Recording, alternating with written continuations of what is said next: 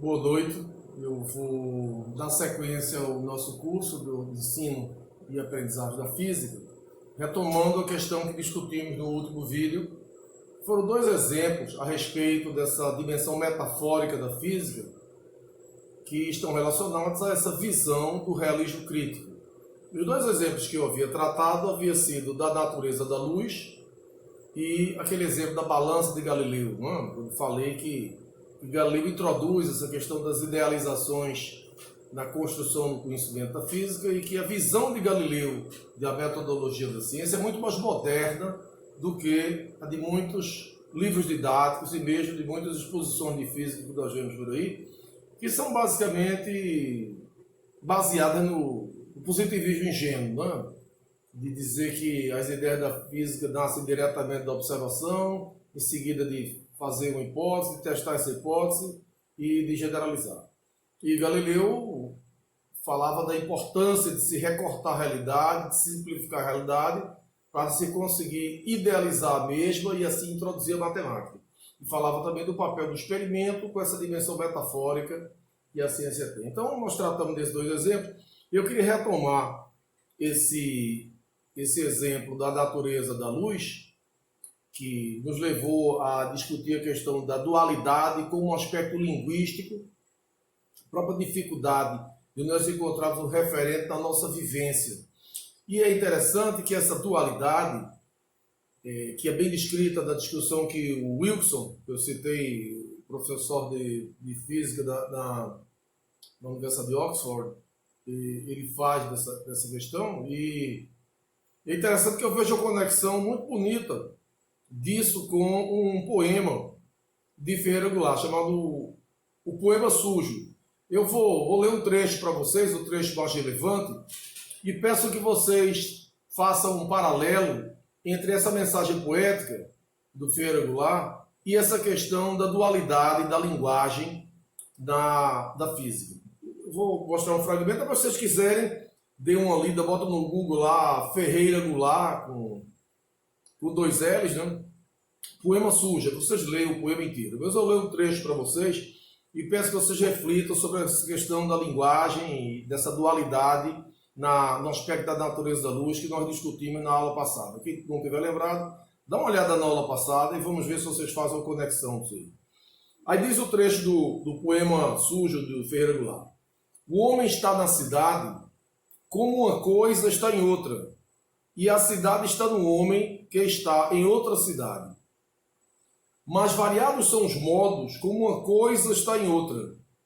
O homem, por exemplo, não está na cidade como a árvore está em qualquer outra, nem como a árvore está em qualquer uma de suas folhas, mesmo rolando longe dela. O homem não está na cidade como a árvore está num livro, quando o vento ali a folheia. A cidade está no homem, mas não da mesma maneira que um pássaro está numa árvore. Não da mesma maneira que um pássaro, ou a imagem dele, está na água. E nem da mesma maneira que o susto do pássaro está no pássaro que eu escrevo. A cidade está no homem, como a árvore voa no pássaro que a deixa. Cada coisa está em outra, de sua própria maneira e de maneira distinta de como está em si mesmo. A cidade está no homem do mesmo modo que em suas quitandas, praças e ruas. Essa mensagem poética de Ferreira Goulart, ela tem uma conotação muito interessante que vocês pensem no paralelo que eu mencionei. É um exercício livre para vocês pensarem entre ciência e poesia. E para dar continuidade a esses exemplos e tratar dessas questões da linguagem, da metáfora, eu vou tomar um exemplo em física de um dos livros melhores que eu conheço. Talvez o melhor, eu tenho vício de falar do melhor livro, mas talvez esse seja o melhor livro que mais me encantou de todos os livros didáticos de física que eu conheço. Eu já fiz o de Pierre Lucy, eu tenho o Pierre Lucy como o melhor livro escrito em língua portuguesa. Mas dentre os muitos livros bons de física, talvez o livro que mais me encantou seja este aqui. Física para uma mente inquisitora. Um indivíduo que questiona, de Eric Rogers. Eric Rogers, um compêndio, né? Eric Rogers foi um dos fundadores do projeto Nuffield, inglês, que era um concorrente do PSC americano, né? Esses projetos são muito interessantes de se conhecer porque eles foram mais ou menos a alma do que aconteceu no ensino de física na década de 60. Rogers foi colega de Einstein. Einstein já era um cientista maduro quando Rogers ainda era um jovem cientista, em Princeton, na Universidade de Princeton. E eu vou ler para vocês alguns trechos aqui de um tópico que geralmente não é tratado, ou não é tratado com o devido carinho. Geralmente o ensino médio se ensina demais cinemática, né? E o tópico é tensão superficial e moléculas. Aí eu vou pegar alguns trechos dele para refletir sobre essa questão que nós estamos tratando aqui, sobre essa questão da linguagem e da metáfora. Primeiro que ele começa dizendo assim, eu vou saltar, vou pegar alguns trechos que me parecem relevantes. Nós precisamos especialmente da imaginação na ciência. Isso é uma coisa muito interessante, isso lembra muito a forma de Einstein falar. Não é tudo matemática, nem é tudo lógica, mas de alguma forma é também beleza e poesia. Um livro de física, de um livro dos mais rigorosos que se encontra em introdutórios de física. E aí ele começa discutindo a questão da representação do mundo e da necessidade de que nós tenhamos referentes. Aquilo que nós falamos na aula passada sobre a nossa vivência, a nossa caixinha de referentes, mediante a qual nós tentamos fazer comparações com coisas desconhecidas, para tentar dar um sentido a algo que não conhecemos em termos de coisas que já conhecemos. Quanto mais rica for essa vivência, tanto maior será o número de referentes que nós vamos ter para entender as coisas novas, aquilo que nós desconhecemos. Então, justamente para enriquecer essa caixinha chamada nossa vivência, ele começa dizendo que é uma parte essencial de um curso de física, em primeiro lugar, providenciar muitos experimentos agradáveis, bonitos. Alguns deles que possam ser feitos com materiais simples de casa, materiais caseiros. Aí ele diz assim, veja os experimentos em primeiro lugar. Observe os experimentos, não tente explicá-los, veja os experimentos, se encante com eles, se apaixone por eles. Veja os experimentos e desfrute dos mesmos, brinque com os mesmos. Depois, leia o capítulo. Interessante, né? Ele apresentar a teoria de tensão superficial, primeiro ele dá alguns experimentos e manda você fazer. Experimentos que possivelmente as pessoas nunca fizeram. Então, se de repente ele vai explicar um assunto e fazer referência a fenômenos que a pessoa nunca viu, não vai adiantar de nada. Ele não está querendo, com isso, assumir uma postura indutivista. Não está querendo arrancar de um experimento a teoria. Ele está querendo enriquecer a vivência para refletir sobre ela. Vocês vão ver que é isso mesmo que ele quer fazer, porque ele vai se referir às dimensões metafóricas, à questão da linguagem, de uma forma muito bonita, na linha do que a gente traçou antes, falando daquela passagem do Einstein, etc. Vamos ver. Ele diz, em segundo lugar, o que você deve fazer, depois de desfrutar esses experimentos. Nós mostramos em uma escala local como os cientistas investigam uma parte da natureza. Ele está se referindo aos fenômenos de tensão superficial. Observando, interpretando, intuindo, adivinhando, guessing, intuindo, fazendo apostas intuitivas, testando e assim acrescentando tanto conhecimento útil quanto compreensão científica.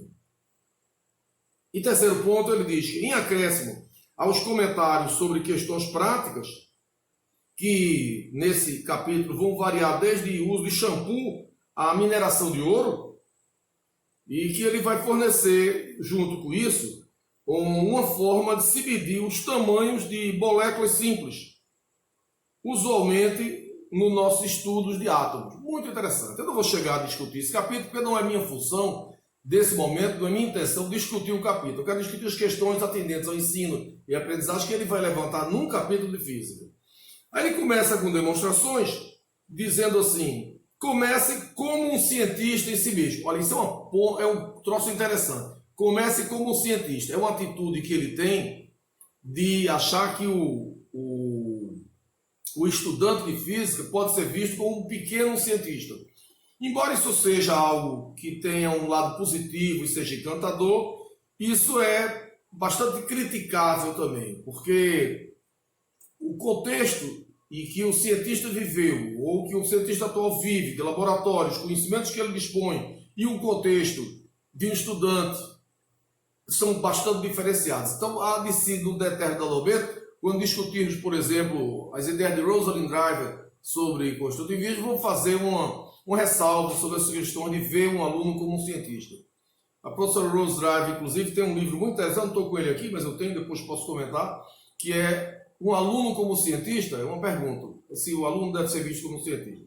Mas vamos prosseguir nessa ideia que o Eric Rogers diz. Ele começa citando alguns experimentos simples. Ele diz assim: vamos, por exemplo, observar o comportamento de superfícies líquidas.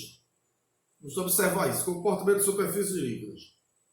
Aí ele diz assim, estágio número 1, uma água pingando de uma pequena torneira. Vamos olhar uma água pingando de uma pequena torneira. Então ele pede que você deixe a torneira fechada, em seguida vá abrindo lentamente, muito lentamente. Vá observando, tudo que ele pede, vá observando como é que a água começa a sair. Nada de abrir direto, porque aí você esconde. Mas abra muito lentamente, abra um pouquinho de nada e olhe, abra mais um pouquinho de nada e olhe. Aí ele vai mostrando como vai se formando uma gota. Isso é muito interessante. As pessoas estão acostumadas a abrir a torneira de vez, escorre a água, o cara não perde tempo olhando na formação de uma gota. Então ele pede, e ele mostra algumas figuras aqui, eu vou passar assim mostrar a vocês essas figuras, que ele reflete sobre as mesmas. Não estou ensinando esse assunto, só refletindo sobre isso. Aí ele mostra os estágios, depois ele pega o pingo e coloca um pingo sobre uma superfície, sobre uma mesa. Aí diz assim, coloque um pingo de água sobre uma superfície de vidro. Depois coloque um pingo de água sobre uma superfície de cera, uma madeira encerada. Depois coloque gota de mercúrio sobre uma superfície de vidro bem limpa. E observe quais são as suas características. Observe quais são as diferenças. Olha, se a pessoa nunca fez uma observação desse tipo, de nada vai adiantar dizer, como vocês sabem, quando se coloca uma gota de água em cima de uma madeira, é diferente de colocar em cima de uma superfície de vidro. Então, esse tipo de observação é preciso que se faça para enriquecer a nossa vivência, para que se possa fazer referência a esses fenômenos que serão suporte para se discutir uma explicação para os mesmos. Né? Então ele prossegue falando, por exemplo, a família de gotas sobre uma mesa. Observações gerais, olhe o formato de pequenas gotas. Gotas que se formam de uma torneira que está sempre pingando.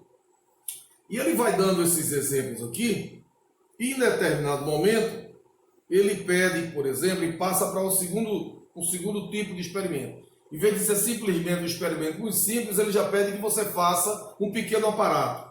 Um pequeno aparato é um aramezinho, um anelzinho de arame torcido, e que você vai usar para água com sabão e fazer películas de água com sabão dentro dessa armação pequena de arame.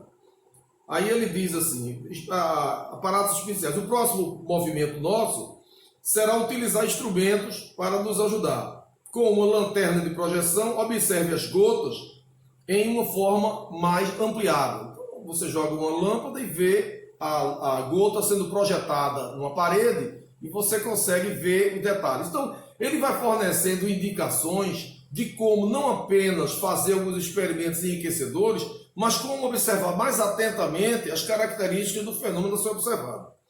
Então, depois de fazer uma série de sugestões de experimentos simples, com filmes de sabão, bolha de sabão, ele começa a discutir a questão das inferências, das deduções, o que é que nós podemos tirar dessas observações, né? Novamente, eu repito, eu não vou discorrer sobre tudo isso, porque não é o meu objetivo aqui. ensinar a tensão superficial, mas ver o que é que ele faz com esse tipo de abordagem. Aí depois de fazer esses experimentos, ele diz assim, por exemplo, fazendo comentários gerais, o que esses experimentos mostram a respeito das superfícies dos líquidos. Então ele propôs uma série de experimentos simples e não lhe ensinou nada de física, não lhe deu conceitos de tensão superficial, de coisa nenhuma. Ele apenas pediu para você observar, você observa atentamente como é que se forma uma gota, como é que a gota se espalha, etc. Tal, né? Ele diz, o que esse experimento nos mostra sobre a superfície de líquidos? E prossegue. As gotas, ele já está afirmando uma coisa que pressupõe que nós tenhamos visto fazendo esse experimento simples. Ele diz, as gotas se formam em uma torneira e nós podemos perceber que elas se comportam, as gotas, como se tivessem sido mantidas por uma película de borracha. É como se ela tivesse é como um mosquito, um inseto que caminha sobre a água. Você já deve ter visto isso, ele caminhando sobre a água e parece que ele está pisando em uma película fininha de borracha, uma película de plástico bem fininha, que pode se romper, ele sai correndo. Então ele diz que as gotas parecem estar envolvidas num saquinho fino de borracha. Nós podemos construir uma gota artificial gigante, uma gota grande, com uma superfície de borracha, uma película de borracha real, a qual será similar em forma e, para muitos efeitos, a água pode ser colocada sobre dela. Né? Aí ele diz que as superfícies dos líquidos parecem se comportar como se estivessem mantidas por uma película elástica. Eu vou ler de novo, porque é muito importante a linguagem que ele está usando. Veja, as superfícies dos líquidos parecem, veja o verbo, parecem, ele não diz estão, as superfícies dos líquidos parecem se comportar como se estivessem mantidas juntas por uma película elástica. Parece mesmo, não é? Parece mesmo. Puxando a água e fazendo que ela fique numa forma arredondada. Aí ele continua dizendo, esses efeitos de película, que se observa nas formações de esgotos, são muito perceptíveis em pequenas escalas, em pequenas gotinhas, mais perceptíveis do que em gotas grandes, como a água escorrendo de uma torneira. Quando a gravidade é contrabalançada, é equilibrada, elas então tomam forma em uma escala bem maior. Aí ele continua dizendo sobre esse assunto e começa a introduzir agora um conceito. Ele vai discutir essa fenomenologia introduzindo um conceito, ou seja, uma ideia que é compartilhada num grupo de pessoas, numa comunidade de cientistas, de físicos, e essa ideia vai se tornar poderosa para se conseguir descrever e entender esses fenômenos que ele pediu que se fizesse observações simples sobre isso. E o conceito é tensão superficial. Ele já chamou a atenção que parece que existe uma película e agora vai introduzir um conceito. Ele diz, tensão superficial. Veja, nós chamamos esses efeitos de tensão superficial, esses efeitos de parece que tem uma película segurando a água. E dizemos que o líquido tem uma tensão superficial como se tem uma tensão superficial como se fosse a tensão de uma película de borracha esticada. Parece que a água está sendo envolvida por uma fina película, então ela se comporta como se tivesse uma fina película. E você pode pensar, ajuda, porque você está recortando a realidade. Você passa a pensar numa gota como se ela fosse envolvida por uma película e fazer referência, pensar em termos dessa tensão superficial, como se fosse a tensão que ocorre numa película de borracha, numa folha de borracha que você estica, está sendo esticada, você coloca a água nela. Aí ele diz, preste bem atenção nessa parte, que interessante. Essa ideia de estudar a tensão superficial como se houvesse de fato uma película. Ele diz, isto é, essa ideia de introduzir o conceito mediante a caracterização de de uma película imaginária, como a balança imaginária de Galileu. Ele diz, isto é meramente um nomear útil, dar nomes. Isso é um ato de dar nomes que é útil. E não pode, esse ato de dar um nome a uma coisa, não pode em si mesmo provar ou explicar coisa nenhuma.